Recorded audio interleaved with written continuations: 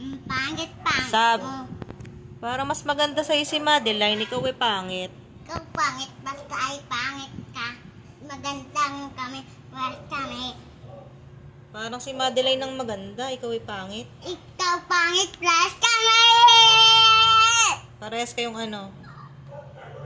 Maganda. Maganda? Apo. Parang si Madeline lang eh. Ikaw, ako muna. Ako. Plus kami!